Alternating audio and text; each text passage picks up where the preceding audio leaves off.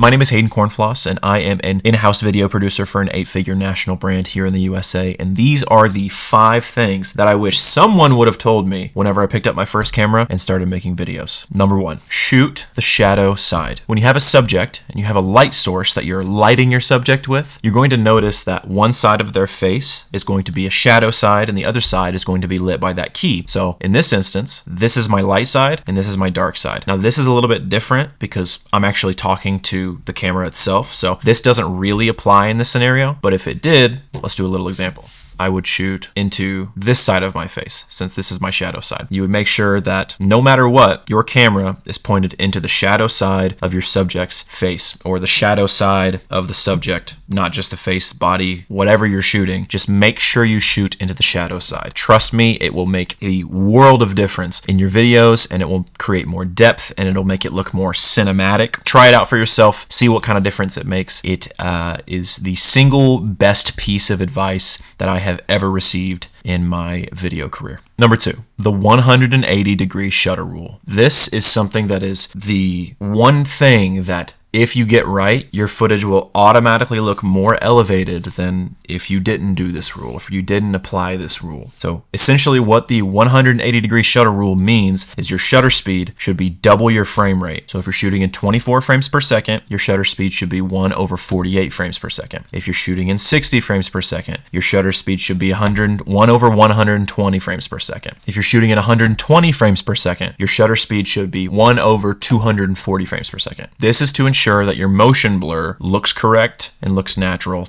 when people watch your videos. Number 3, color temperature matters way more than you think. So for the longest time, I operated off of feeling. I would look at my camera screen and I would essentially look at the screen and be like, oh, okay, what does this image look like and how warm or how cool is it? So if it was too warm, I would turn the color temperature down, and then I would kind of look up at my scene and I would go off my eye. This was not the right way to go about it. What you need to do is understand color temperature. So my key light right here is set to 5600 Kelvin, and that's a daylight color temperature, and that's usually what outside color temperature looks like. So if it's like a window light during the middle of the day, 5600. So what I'm going to do in my camera settings is I'm going to set my color temperature to 5600 to match my main light source. This is going to allow for correct skin tones and color rendition throughout your entire image, and it's going to make your videos look way more professional than if you didn't pay attention to your color temperature and set it correctly. Number 4, you need to understand your frame rates. So when I started shooting, I just went with the frame rate that was the default in my camera, which it just so happened to be 60 frames per second. Now I had no intention of slowing any of my footage down that I would shoot in any given session. And then what would happen is I would look at my footage after the fact, and since I wasn't slowing down that 60 frames per second footage, it looked funky. It looked really, really weird, and I couldn't really tell what it was. It was because I had shot in the incorrect frame rate. These are the rules you need to know. 24 frames per second, regular speed, regular motion video. If you're not planning on slowing anything down, shoot in 24 frames per second. 60 frames per second, this is if you want a little bit of slow motion. If you're going to slow this down a little bit, shoot in 60 frames per second. 120 frames per second is for super slow motion footage. If you're planning on, or if your shot calls for a super slow motion piece of footage to be inserted into your edit, shoot in 120 frames per second. These are the rules that you should follow. If you don't follow these rules, your footage is going to look weird, and people aren't going to be able to really identify why it looks weird, because people who look at your footage, they're not going to be like professionals or anything like that, but they're going to look at it and they're going to be like,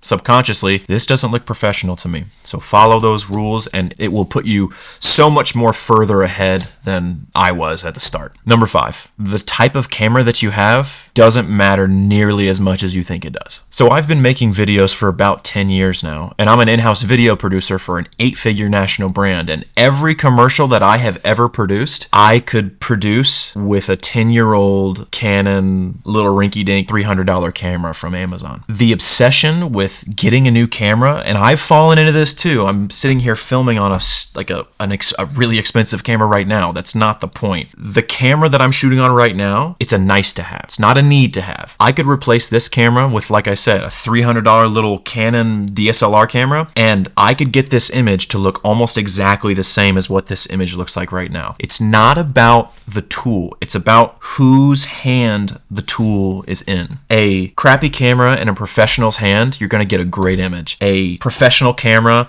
in an amateur's hand, you're going to get a terrible image. The camera does not matter nearly as much as you think. Now, as you progress, you will jump into different workflows. Like you'll want access to raw footage. You'll want access to more dynamic range. These are all nice to haves, and they achieve a certain specific goal in video production. So they're all nice to have. Don't get me wrong, but don't let the fact that you don't have a Sony FX whatever get in the way of you getting the reps in and focusing on actually what's important, which is getting the reps in and just shooting as much video as possible and gaining as much experience as possible on whatever camera you have. If you have an iPhone, shoot on your iPhone. Figure out how to adjust your manual settings on your iPhone. Download an app. The Blackmagic Camera app is a great example. Download that app. If you just have an iPhone and you want to start creating videos, you can create beautiful videos on an iPhone. It doesn't matter nearly as much as you think. People just use equipment and, oh, I don't have this camera and, oh, I don't have this piece of gear as an excuse to not do what you know that you should be doing. Get the reps in, and then down the line, when you can afford a really, really nice camera and your career necessitates it, get the nice to have camera. But don't sit here and act like a camera is holding you back. What's really holding you back is your mindset around...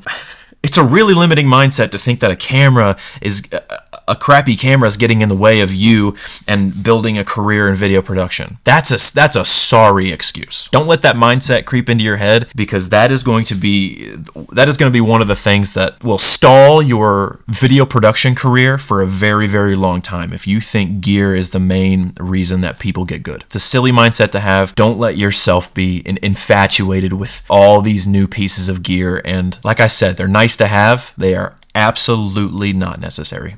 Okay, I'm done.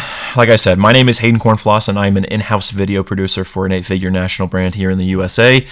And this channel exists to teach you how to do exactly what I do. If that is something that you are about, and that is something that you want to endeavor in, and you want to pour yourself into to create a career that you love, creating beautiful, engaging videos as a source of income in your life, if that's something you want to do in your life, hit that subscribe button, because this channel exists to essentially teach you and give you all of the information that you need to be able to be equipped to do exactly that, to create a career in video production.